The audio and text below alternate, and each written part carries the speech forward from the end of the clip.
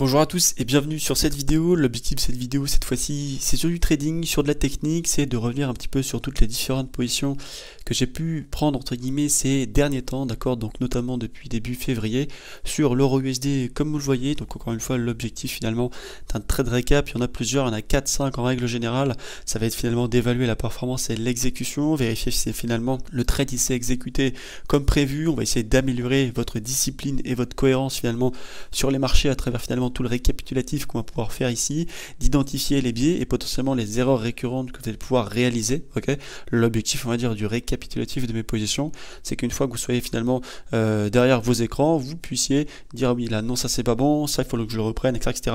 Et le but finalement c'est d'ajuster et d'affiner votre stratégie au fur et à mesure en vous mettant finalement à ma place dans mes prises de position.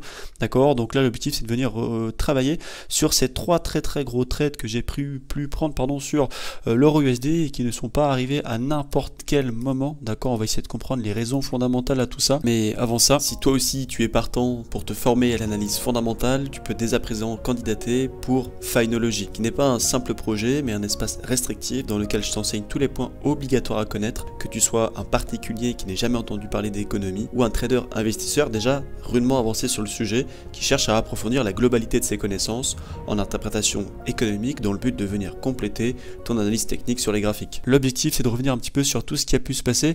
Ici vous pouvez voir on a un très gros gap qui est intervenu. Ce très gros gap provient finalement du 31 janvier, ok, qui vient finalement déclencher les premières taxes douanières que Donald Trump a mis en place, d'accord. Donc on va pouvoir mettre le replay juste ici, donc évidemment juste avant l'overweek, ici même on avait une très grosse trendline qui prenait place, d'accord, et on va dire de manière très liquidative, on voit ici que l'overweek a été très puissant, on est venu totalement liquider finalement la totalité des intervenants qui étaient placés en achat juste ici, d'accord, avec un très gros gap qui a pu intervenir de cette manière là, pour la bonne et simple raison que évidemment ça c'est de la récupération de liquidité vendeuse. Encore une fois, si vous récupérez de la liquidité vendeuse, c'est que le biais général est plutôt acheteur. La smart money a parfaitement procédé pour la bonne et simple raison que ici Donald Trump, alors je vais retrouver voilà tout ça, ici Donald Trump par rapport à sa politique commerciale ne souhaite pas avoir finalement un dollar fort, il souhaite finalement affaiblir le dollar américain pour finalement niveler le commerce mondial. On est qu'ici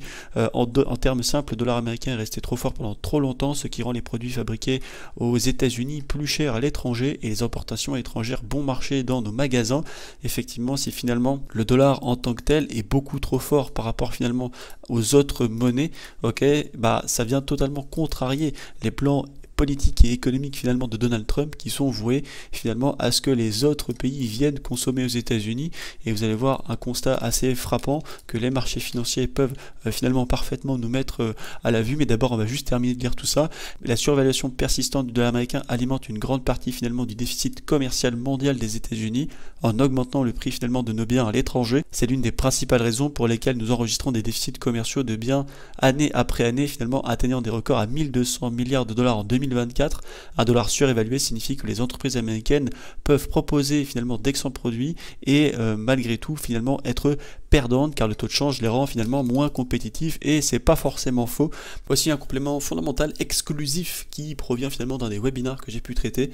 Donc encore une fois, si tu veux rejoindre Finology, n'hésite pas à déposer ta candidature en description ou de rejoindre finalement le Discord public pour faire du trading. Alors dans un premier temps, ce qu'il faut observer c'est ça, c'est le comparatif finalement de l'évolution du dollar à la première investiture finalement de Donald Trump, qui avait évoqué exactement les mêmes, on va dire, mesures commerciales que ce qu'il évoque actuellement, sauf qu'actuellement il les évoque de manière beaucoup plus radicale. Donc on voit que son élection était finalement faite ici en novembre, d'accord, et son investiture se fait toujours en janvier. Encore une fois, c'est le fonctionnement des élections américaines, et que le dollar a perdu évidemment beaucoup en valeur, évidemment par rapport à tous les propos que je viens de vous donner. Ici, début 2024, d'accord, encore une fois, c'est un résumé qui date du 21 janvier 2025. Ici, investiture de Trump, d'accord, donc fin du mois. Et qu'est-ce qui se passe ici? On est arrivé sur ce momentum au niveau du dollar dans cette très belle supply. Donc forcément, c'est une confirmation de plus. Ce qu'il va falloir comprendre, c'est que forcément, ça vient s'interconnecter directement avec d'autres marchés. On a ici par exemple l'USD MXN, donc l'USD face au pesos mexicain. D'accord, on voit ici pendant on va dire la gouvernance de Trump, le dollar s'est effondré par rapport au pesos mexicain, encore une fois vis-à-vis de cette politique commerciale. Donc juste ici j'ai décidé de prendre une vente, on va y aller juste après. Et ici justement l'USD CNY par rapport évidemment à la monnaie chinoise. D'accord, on perçoit ici que durant 2016 le dollar s'est effondré par rapport finalement à la politique commerciale que Trump veut mettre en place. Attention, c'est pas négatif, hein, ça rentre juste en compte des dynamiques économiques choisies par Donald Trump. Ok, encore une fois, il n'y a rien de grave pour le dollar. Et donc ici justement on peut potentiellement s'attendre à une chute de la monnaie américaine par rapport à la monnaie chinoise, évidemment encore une fois en lien avec le modèle économique qui est instauré. Si on vient ici sur les graphiques, on peut voir que finalement l'USD CNY nous a activé là il y a quelques jours dans la semaine et que l'USD MXN est déjà très bien parti. D'accord, donc sur la trading range ici je vais veiller à potentiellement protéger ma position. D'accord, mais encore une fois on a une très belle similitude et un calque copier-coller. Ça encore une fois c'est pas magique, hein, c'est juste de la compréhension de politique commerciale et de la compréhension de l'économie en globalité. D'accord, il faut bien comprendre que le dollar a été largement surévalué par rapport à l'euro maintenant depuis des années et des années. D'accord, c'est très important de prendre beaucoup de recul. Ici effectivement depuis les années 2020, d'accord, c'est-à-dire le momentum où finalement Donald Trump a été rendu perdant aux élections présidentielles. On voit ici que le dollar depuis cette année-là avait perdu quasiment 16%, finalement l'euro pardon a perdu 16% de valeur par rapport au dollar. On peut regarder par exemple le NZD. Le NZD c'est exactement pareil, d'accord, ici on avait perdu quasiment 26%. L'AUD ici c'est exactement pareil, d'accord. On peut voir que ici l'AUD depuis les années 2021 a perdu quasiment 25% aussi, ce qui est absolument drastiquement énorme, d'accord. Et en plus grosse précision, on peut voir ici que par exemple le GBP a perdu 15%. Alors attention, ça c'est le downfall de Liz Truss en Grande-Bretagne, ça met de côté, mais le GBP aussi a perdu quasiment 12%, d'accord. Donc forcément les États-Unis veulent se rebâtir entre guillemets sur une économie extérieure. Donc qui dit économie extérieure dit le fait de venir travailler finalement avec d'autres pays et que d'autres pays consomment plus aux États-Unis pour, on va dire, rétablir la balance commerciale. Donc pour faire très simple et pour vulgariser le propos, Donald Trump a besoin, entre guillemets, et avait exprimé à plusieurs reprises le souhait de voir un dollar américain se déprécier afin de stimuler les exportations, d'accord, et forcément de réduire le déficit des États-Unis. Cette stratégie, elle repose sur l'idée que pour être plus compétitif sur les marchés mondiaux, les produits américains, ils doivent être proposés à des prix beaucoup plus attractifs. Donc forcément, il fallait faciliter un dollar plus faible. Ici, on peut voir que plus le temps a passé, plus finalement le dollar a pris beaucoup en valeur par rapport à l'euro. Et on voit bien que le timing ici a été très bien choisi. Ok, juste là, on perçoit finalement que cette très grosse rallye sur l'annonce de la politique commerciale finalement entre le Canada et le Mexique à 25% de droits de douane finalement a provoqué une récupération de contrepartie absolument majestueuse, ok, mais encore une fois ça avait été programmé depuis maintenant un bon moment. On voit la récupération d'Equal ici qui est absolument magnifique, ok, et la très grosse accumulation qui prend place sous cette trading range, d'accord. On va aller chercher beaucoup plus de taille, d'accord, donc on est magnifiquement sous cette trading range avec un beau reprice juste ici, et on a une sorte de très grosse réaccumulation qui prend place là. Ici on a un sell climax, automatic rally, second retest NB, spring, d'accord, et le marché qui commence finalement à délivrer son order flow pile justement sur ce week-end où il y a les premiers tarifs douaniers qui sont annoncés. On a une liquidation majestueuse qui prend place et qui vient parfaitement liquider un gros nombre d'acheteurs au profit finalement de stop loss qui sont déclenchés et donc finalement de déclenchement d'ordre de vente et forcément par la suite des biais haussiers comme vous le savez. Pour atteindre cet objectif évidemment, l'administration Trump elle a mis en œuvre toutes les politiques commerciales possibles, d'accord, pour finalement réduire drastiquement l'attrait au dollar et donc rendre possible finalement une meilleure compétitivité des autres monnaies vis-à-vis finalement de l'économie américaine. Donc ici vous voyez que dans mon échéance de trading, pour faire très simple, j'avais repéré ces très gros niveaux de liquidité qui étaient présents ici et post-overweek j'ai vu ce très gros niveau de contrepartie qui avait été récupéré. J'ai donc décidé d'enclencher un achat directement ici sur l'euro USD. Alors encore une fois ce n'a pas été fait par hasard, il y a la très grosse accumulation que je viens de vous citer, le repricing absolument extraordinaire sur ce lead order block juste ici et surtout finalement la récupération de ces gros niveaux de liquidité que j'avais dûment observé encore une fois. Donc ici effectivement on a notre trade qui vient parfaitement prendre place, d'accord, la première position qui vient parfaitement prendre place avec un stop loss évidemment très précis juste en dessous de ce lot qui est pour moi protégé parce que c'est ce spike là qui récupère finalement ce gros niveau de contrepartie et qui représente le spring finalement de l'accumulation qui est ici, que je vais vous redessiner pour finalement plutôt agréablement la voir, d'accord, c'est absolument magnifique, STNB, spring, sell climax, automatic rally et second test juste là, d'accord, donc forcément c'est vraiment très propre. Donc ici le premier achat qui est déclenché, d'accord, on va pouvoir justement observer ce qui se passe par la suite. Donc on a un price action qui évolue de manière très radicale pour le coup. Ok, ici j'ai décidé finalement de comprendre que le marché allait parfaitement reprice sur ces niveaux-ci. Ok, un stop loss toujours très tight, juste en dessous finalement de ce niveau-ci qui pour moi est désormais protégé. Et donc par la suite on va voir que juste encore une fois sur un overweek, d'accord, ça va être très important de le comprendre. On va venir décortiquer un peu ce qui se passe ici.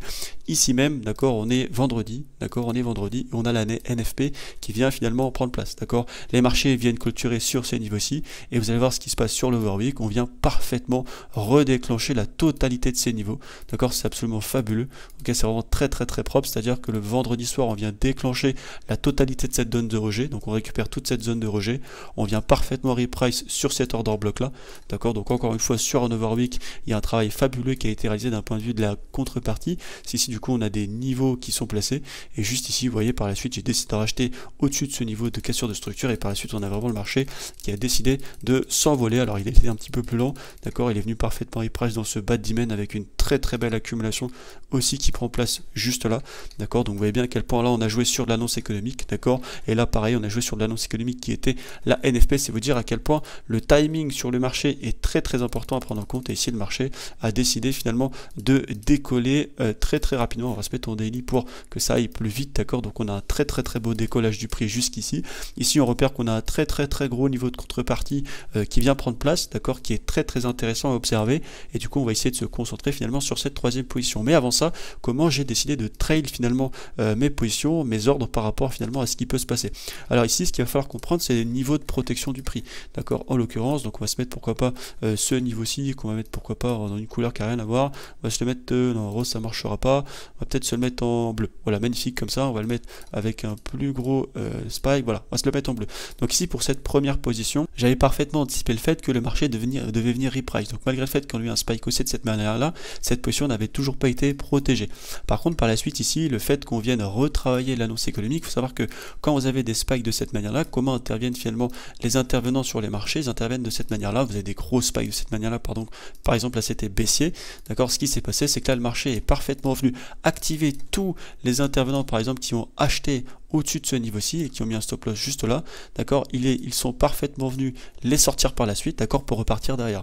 C'est très important de comprendre que la plupart des intervenants, notamment la dumb money, elle achète finalement sur des bougies, d'accord. Donc si c'est une très grosse bougie haussière, elle va acheter par exemple de cette manière-là, d'accord. Je vous refais un exemple. Par exemple, si c'est une grosse bougie haussière, elle va mettre un ordre ici et un stop loss là. Donc la plupart du temps, le marché va venir activer l'ordre pour aller chercher plus bas et donc repartir derrière, d'accord. Ça c'est très fréquent. Et quand c'est une bougie baissière, d'accord, très régulièrement on va avoir ce genre de choses. Donc une vente ici avec un stop loss posé juste là, donc on va venir les déclencher, d'accord, pour venir les stop loss derrière. Et encore une fois le 0,5 game et la contrepartie fonctionnent exactement dans les deux sens. Donc là pour le moment le trail stop n'avait pas été mis en place quand justement on a eu la cassure des order flow, parce qu'encore une fois le marché n'est qu'order flow. Vous voyez là on a une cassure d'order flow, donc ici hop là on a une autre cassure d'order flow qui se situe potentiellement juste là, d'accord, c'est un order flow interne. Donc là à partir de ce moment là j'ai décidé de trail ma première position au prix d'entrée, d'accord. Donc la première position ici était parfaitement protégée, la deuxième position ne pouvait pas encore être protégée, j'ai décidé de ne pas intervenir pour la bonne et simple raison que tout ce momentum là, d'accord, est très important à comprendre. Pourquoi? Parce que juste ici vous voyez qu'on a encore une fois les PPI et surtout on a le retail sales, d'accord. Les PPI, vous allez vous rendre compte, ça crée un mouvement de volatilité absolument énorme sur les marchés et pareil la plupart des intervenants se sont placés dessus, d'accord. Je vous mets les spikes juste ici. Alors normalement voilà, ça intervient là, magnifique. Donc le spike des PPI vient intervenir de cette manière. Que font la plupart des intervenants? Ils achètent juste ici. Donc on va représenter ici en orange la dumb money. Que fait la dumb money? Elle achète ici et son objectif c'est d'aller chercher des plus hauts, d'accord. Donc elle achète sur la continuité de la bougie haussière, d'accord. Donc elle a acheté au-dessus de cette bougie des PPI de cette manière là. Ça veut dire qu'en dessous on a beaucoup de stop loss qui prennent place. Qu'est-ce qui se passe par la suite? Le marché évidemment commence à délivrer potentiellement un order flow correct, d'accord. On voit qu'ici finalement ça bouge pas beaucoup, ça reste un peu au prix d'entrée, d'accord. Donc il y a très peu de choses qui viennent se réaliser au fur et à mesure. Le marché ici décide de corriger, donc on va peut-être essayer d'aller un peu plus vite. hop, pour que je puisse vous expliquer la logique de prise de position de cet ordre-là, d'accord. Donc on a un marché qui bouge pas beaucoup, qui latéralise, qui choisit pas beaucoup son chemin, d'accord. Et donc juste ici, qu'est-ce qui vient se passer? Une fois la latéralisation terminée, juste là on a l'annonce du PIB des États-Unis, d'accord. Donc le PIB juste ici, qu'est-ce qu'on vient récupérer comme liquidité? Ce très gros niveau de contrepartie, 1 point, 2 points, 3 points. Donc on vient parfaitement déclencher ce niveau de contrepartie ici même. Voilà pourquoi j'étais vendeur sur ce spike là. Et donc on vient aussi forcément travailler toute la liquidité, d'accord, qui peut être présente par exemple sur cette grosse trendline ici, d'accord, qui vient parfaitement encore une fois se faire liquider. Alors oui, je sais que ça fait beaucoup de dessins, mais c'est que pour que vous puissiez bien comprendre. Et donc juste ici, évidemment, quel niveau de prix j'attendais de venir travailler? Bah, c'est très simple. Encore une fois, il ne faut pas oublier quelque chose, c'est que le dernier order flow qui a été cassé, c'est celui-ci, d'accord. Donc on doit venir rejouer dans cet order flow de manière précise, et la demand initiale de cet order flow, c'est celle-ci, d'accord. Donc on va essayer d'être très précis finalement sur le travail à réaliser. N'oublions pas que la plupart de la dump money est positionnée juste ici, d'accord. Et donc forcément, qu'est-ce qu'on va attendre ici? C'est la récupération de ce niveau-ci, d'accord. Donc évidemment, il a été plus que confirmé par la suite, hein. Vous avez vu, on nous crée un très bel equal juste là, et encore une fois, vous allez voir sur un overweek, c'est toujours pareil. C'est pour ça que le trading d'overweek est parfois très intéressant. Le gap d'overweek, regardez le gap d'overweek, qu'est-ce qu'il vient nous produire? Juste ici, boum, très grosse récupération de contrepartie ici même, d'accord. C'est absolument fantastique. Donc juste avant l'overweek, qu'est-ce qu'on a finalement post-overweek? On a un gros gap haussier par rapport à la récupération de ce niveau-ci, et après le marché vient parfaitement parler de lui-même, d'accord. On a une explosion du price action qui vient parfaitement déclencher nos 3 TP, d'accord. Donc encore une fois, on va pouvoir retravailler ça de manière peut-être un petit peu plus au niveau des modèles, de manière un petit peu plus simplifiée, d'accord. Mais vous allez comprendre à quel point le trading qui a été réalisé là est parfaitement, on va dire, allié avec de la fondamentale, avec du timing finalement d'overweek, et surtout avec une bonne compréhensibilité, d'accord, de la logique de gap et de récupération de contrepartie qui a pu prendre place. Donc encore une fois, de quelle manière j'ai trade mes positions ici, une fois que j'ai fait un peu le ménage. Donc forcément, c'est ce niveau-là qui m'intéressait, belle récupération de contrepartie. À partir du moment où cette contrepartie a été récupérée, que j'ai vu le gap haussier, j'ai placé tout de suite cette position, d'accord. Et par la suite, alors cette position était placée le vendredi, d'accord. Cette position était placée le vendredi, je savais qu'on devait venir récupérer ce niveau de liquidité. Dans tous les cas, au moment où je l'ai placé, il y avait quand même beaucoup de marge avant de me faire activer. Donc ici, une fois que ce gap avait été créé et que justement le lundi, ici même, donc ça va être le lundi 3, je suis revenu derrière les écrans, mais finalement j'ai décidé de placer mon break-even juste ici. Ça signifie que cette position était quand même entre guillemets déjà très gagnante, d'accord, il n'y a pas de souci. La totalité de ces gains était déjà plus que lock-in, d'accord. Donc ces bénéfices étaient lock-in, une part de cette position était déjà à break-even, et cette seconde position du coup a pris place de manière très radicale par la suite. Vraiment, ça a été très rapide sur les marchés, évidemment encore une fois dans la perspective du biais qui avait été récupéré, d'accord. Après, une fois que la position a décollé de cette manière là, j'ai commencé à être très agressif, mais seulement par la suite, parce qu'effectivement, si on se met en 4 heures, en fait, on se rend compte que le marché explose littéralement. Donc là, on est lundi, ici, vous voyez, le jeudi, ça a littéralement explosé en ligne droite. Donc à partir du moment où cet order flow a été cassé, j'ai fait un partial sur ce niveau de liquidité, et après, j'ai clairement laissé le marché travailler. Le premier break-even a été posé juste ici, après la cassure de ce gros spike juste là, et le marché a été tellement rapide derrière que j'ai tout de suite, on va dire, travaillé ces momentum là, pour par la suite aller chercher finalement un TP, enfin du moins 3 TP de manière très radicale. Je vous expose à l'image finalement la totalité des images le jour J où j'ai pris les positions, d'accord, hein, encore une fois dans une perspective de légitimité et de transparence, que j'ai posté sur Discord, évidemment les pricing que je venais émettre par rapport à toutes ces positions et la totalité finalement des pricing voulus sur le marché. Donc encore une fois, vous voyez, on va redessiner un petit peu le marché, parce que c'est vrai que souvent ça paraît un petit peu, on travaille un peu dans la brume par rapport à ça. Donc je redessine l'accumulation. Donc on a le sell climax, automatic rally, second retest NB, spring. On a le premier order flow qui se délivre, c'est magnifique. Donc on confirme finalement la phase haussière juste là. On corrige légèrement finalement dans cet order flow, ce qui est plutôt cohérent. Juste ici, on a une très grosse trendline juste avant les tarifs douaniers de Donald Trump. Donc toute la liquidité est parfaitement récupérée ici même. D'accord, on a une cassure d'order flow ici même en interne. On a un repricing, pas de problème. Donc de ce repricing ici, souvenez-vous, on a travaillé la NFP qui a récupéré ce gros niveau de liquidité sur l'overweek. On a retravaillé ce momentum haussier. Encore une fois, dans le pricing très précis des intérêts des marchés financiers par rapport à la politique commerciale de Trump et évidemment le cours de l'euro par rapport au dollar. Donc très beau repricing, seconde position prise finalement sur la fondamentale travaillée au niveau du calendrier économique, ainsi que justement le repricing de tous les très gros intérêts qui ont été finalement déployés sur ce niveau-ci. cassure d'order flow ici même, d'accord. Post cassure d'order flow, évidemment, ce qui est important de noter, c'est cette annonce économique là, des PPI qui a laissé un gros niveau de contrepartie ici par la suite, d'accord. On voit bien d'ailleurs que le marché a totalement latéralisé, d'accord, dans ce très gros bloc ici même. Par la suite, on a eu le PIB qui a été annoncé juste là, gros niveau de liquidité évidemment juste au-dessus le PIB avant, d'accord. Très grosse trendline qui prenait place juste ici, on vient parfaitement la liquider. Pareil, on vient créer un niveau de liquidité sur lequel on vient finalement recapitaliser au niveau de cette annonce, on recrée de la liquidité pour reliquider les intervenants, et par la suite le marché finalement éclate à la hausse de manière vraiment littéralement d'une violence absolument inouïe, d'accord. Donc vous voyez bien finalement le calibrage fondamental qui est totalement possible de mettre en place finalement entre votre technique, le pricing d'accumulation, distribution et finalement le travail de la smart money. On peut aussi observer finalement le travail qui avait été réalisé sur le NZD-USD, d'accord. C'est un marché que j'ai dûment travaillé aussi. Là c'est exactement pareil, d'accord. Vous voyez cette annonce là, pour revenir un petit peu en arrière, vous allez vite comprendre. Pour revenir un peu en arrière, juste ici, donc vous voyez là on a l'inflation, les core PPI, etc., core inflation, et justement le discours de Powell, d'accord. Ça c'est finalement le gap qui a pris place de la même manière que sur l'euro-USD pour les tarifs douaniers. Vous voyez donc ici qu'est-ce qui se passe de manière très précise. On a finalement les annonces qui viennent éclater. Donc que font la plupart des intervenants? Ils achètent de cette manière là, d'accord. Ils mettent leur stop loss juste en dessous et leur TP potentiellement un peu plus haut. Donc là à partir de ce moment là ils sont activés et déclenchés finalement dans la position, ok.